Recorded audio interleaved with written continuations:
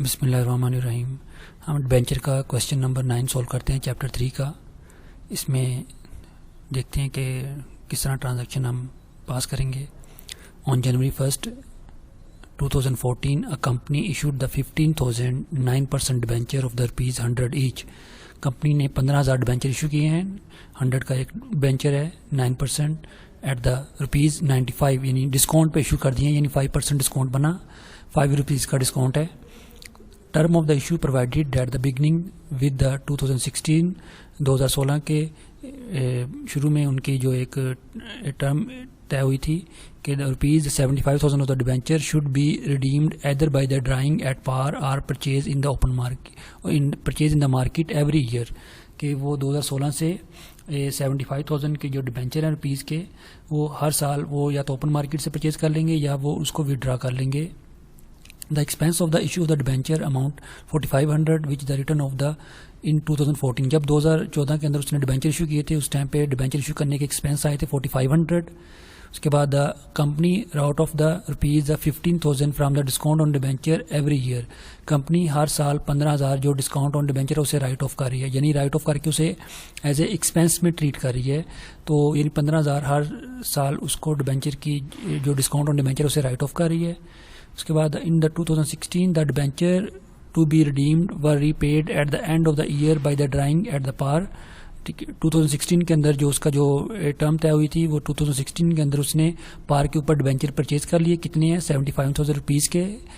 उसके बाद इन 2017 the company purchase the cancellation of the 750 debenture at the ruling price of the ₹98 price के हिसाब से उसने यानी 750 डिबेंचर तो वो परचेज कर लिए हैं। इन 2016 में भी कर लिए, 17 के अंदर भी कर लिए हैं 31 दिसंबर को। द एक्सपेंस बीइंग द 150 जो उसने परचेज किए थे उस दौरान उसके जो एक्सपेंस आए थे वो 150 थे। Interest is payable yearly, interest हर साल पे करते हैं, ईयरली पे हो रहा है। इग्नोर द इनकम टैक्स को आप यहाँ पे इग्नोर करें। Give the journal entries and the balance sheet as far, उसकी जर्नल एंट्रीज पास करें और बैलेंस शीट बनाएं।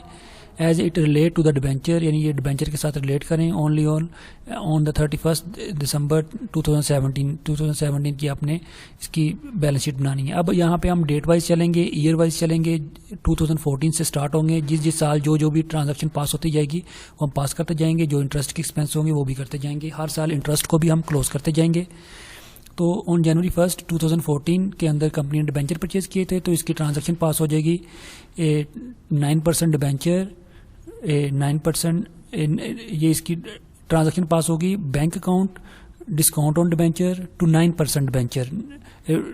तो ₹5 का डिस्काउंट है, तो 15,000 को आप 100 से मल्टीप्लाई करेंगे तो वो डिबेंचर्स के अंदर अमाउंट आ जाएगी। ये देखें 15,000 को ये क्वेश्चन 9 हम निकाल लेते हैं।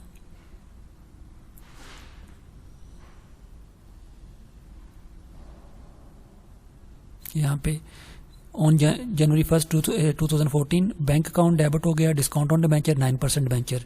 अब 9% डिबेंचर के अंदर जो अमाउंट आएगी 15,000 को आपने 1,000 के साथ मल्टीप्लाई करना है, तो ये 15 लाख हो जाएगी।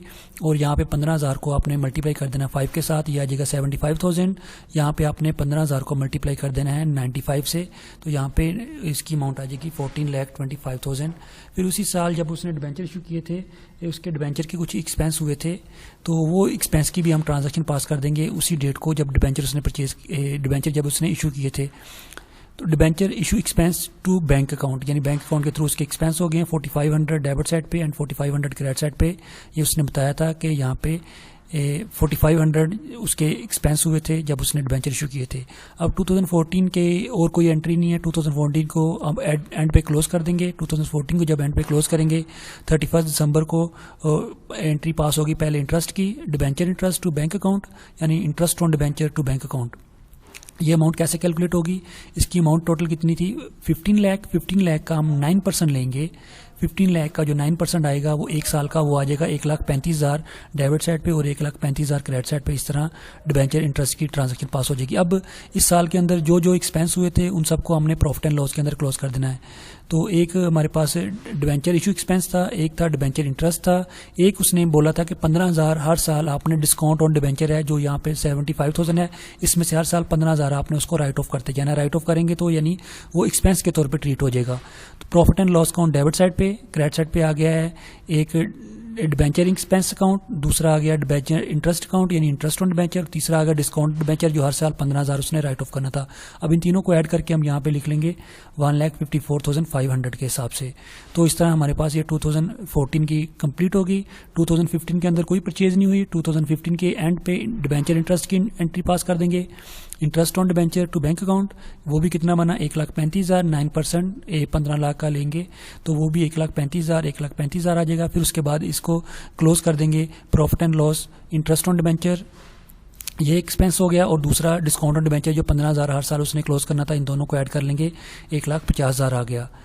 तो उसके बाद नेक्स्ट आ जाएगा इंटरेस्ट ऑन, उसके बाद 31 दिसंबर 2016 को interest on debenture to bank 2016 में भी उसका इंटरेस्ट आ जाएगा 1,35,000 वो हो गया। इसके अलावा उसने 2016 के अंदर डिबेंचर परचेज करना शुरू कर दिए थे। हर साल उसने 75,000 के डिबेंचर परचेज कर लेने अपने ओपन मार्केट से। तो 9% डिबेंचर एट द बैंक, तो वो 75,000 एंड 75,000। उसके बाद अब यहाँ पे फिर अपने इंटरेस्ट को क्लोज कर देना है और डिस्काउंट को क्लोज कर देना है। Profit and loss account debit side पे interest on debenture to discount on debenture यहाँ पे आ जाएगा 1,50,000 के हिसाब से। तो उसके बाद नेक्स्ट है यहाँ पे इंटरेस्ट नेक्स्ट ईयर यानी 31 दिसंबर 2017 को इंटरेस्ट आ जाएगा। उसका इंटरेस्ट अब यहाँ पे जो आएगा 15 लाख के जो डिबेंचर थे उसमें से 75,000 के डिबेंचर परचेज कर लिए। रिमेनिंग मार्केट के अंदर जो डिबेंचर हैं वो है 14,25,000 के। 14,25,000 का 9% यहाँ पे रिकॉर्ड होगा क्योंकि बाकी 75,000 के उसने परचेज कर लिए हैं अपने। तो 1,28,250 1,28,250 इस तरह डिबेंचर इंटरेस्ट आ जाएगा। उसके बाद उसने जो डिबेंचर और 2017 के अंदर परचेज किए 9% debenture to bank account to profit on redemption. ये जो उसने डिबेंचर परचेज किए थे वो यहाँ पे उसने बताया था कि वो 98 के हिसाब से हैं। तो यार 98 के हिसाब से यहाँ पे उसकी कैलकुलेशन आ जाएगी। तो उसका जो डिबेंचर परचेज किए थे यहाँ पे उसके 150 एक्सपेंस भी आए थे, वो भी यहाँ पे हम एक्सपेंस के तौर पे यहाँ पे रिकॉर्ड करेंगे। तो यहाँ पे 9% डिबेंचर में पार वैल्यू उसकी 75,000 आ जाएगी। बैंक अकाउंट में आप यहाँ पे रिकॉर्ड करेंगे 98 के हिसाब से है। तो यहाँ पे इसकी कैलकुलेशन कर लेते हैं। तो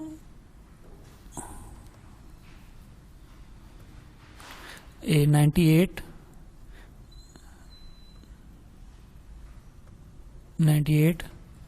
मल्टीप्लाई बाई 750, 98 मल्टीप्लाई बाई 750 तो ये आ गया 73,500। अब ये 73,500 आ गया है। तो 73,500 के अंदर हम प्लस कर देंगे 150 जो इसके एक्सपेंस हुए थे। 150 वो एक्सपेंस भी इसमें ऐड कर देंगे। 150 ये बनते हैं, ठीक है। तो यहाँ पे 150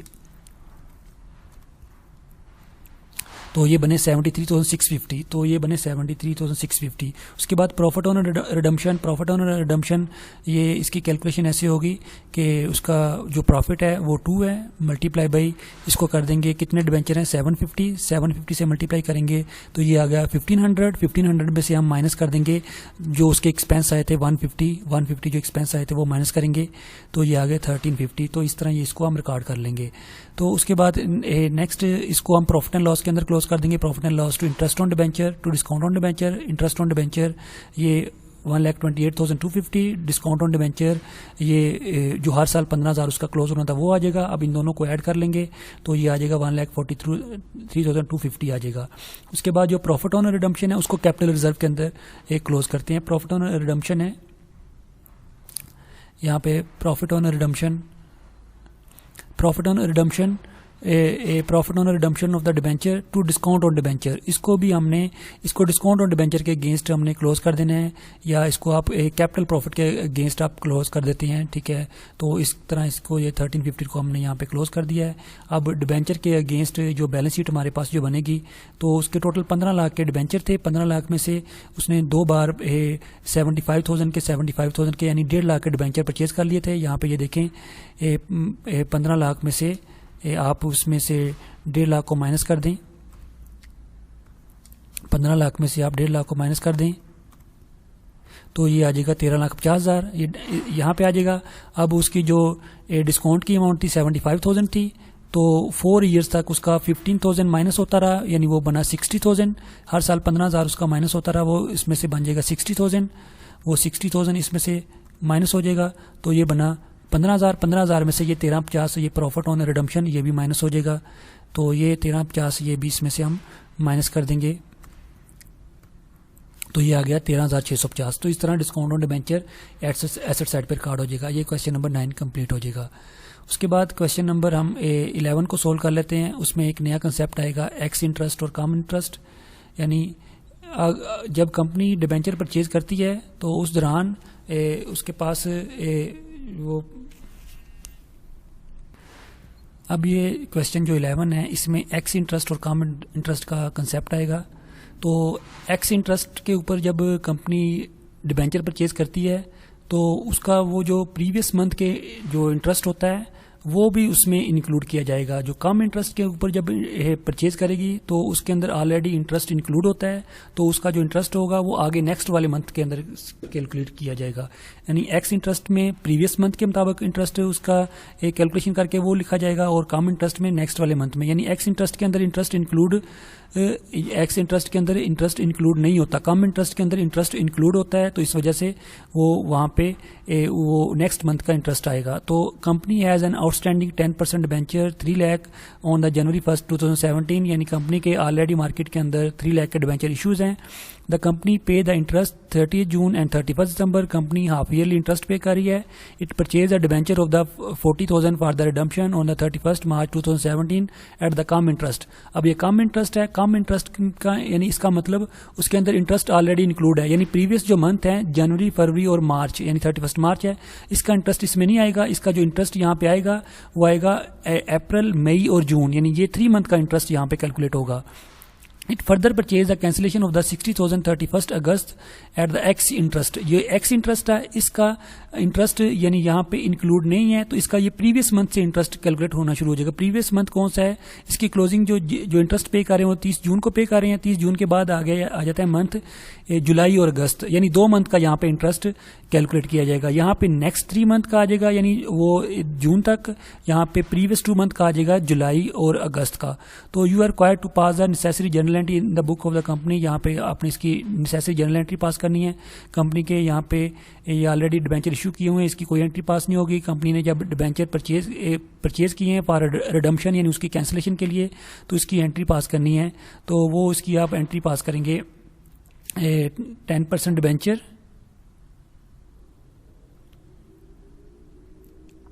10% डिबेंचर अकाउंट, डेबिट साइड पे interest on debenture, bank account and profit on redemption. अब इसके अंदर जो अमाउंट आएगी, यहाँ पे जो वैल्यू आएगी वो पार वैल्यू आ जाएगी, जो उसकी पार वैल्यू बनेगी वो आ जाएगी इंटरेस्ट ऑन डिबेंचर।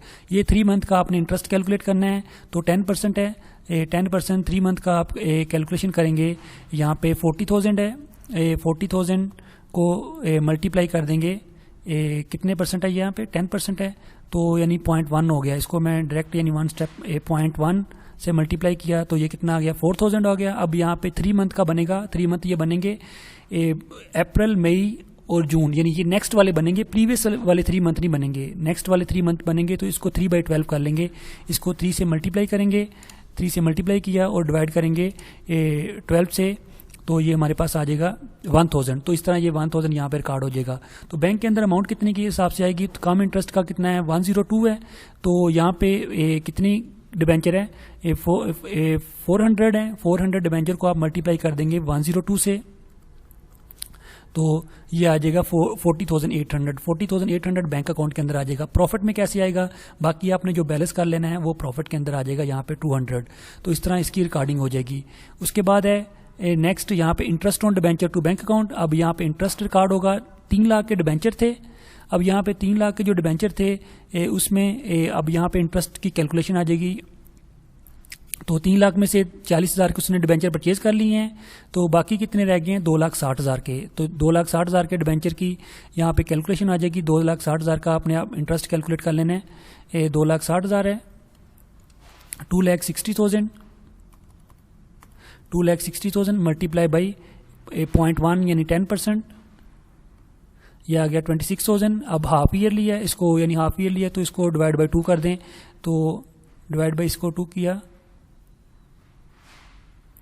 ये बना 13,000, तो 13,000 आ जाएगा। तो यहाँ पे इस तरह ये 13,000 के तौर पे रिकॉर्ड हो जाएगा, तो ये हाफ ईयरली इंटरेस्ट हो जाएगा। उसके बाद नेक्स्ट उसने अगस्त के अंदर एक्स इंटरेस्ट के मुताबिक डिबेंचर परचेज कर लिए हैं, ट्रांजैक्शन वही रहेगी क्योंकि रिडम्पशन की ट्रांजैक्शन है।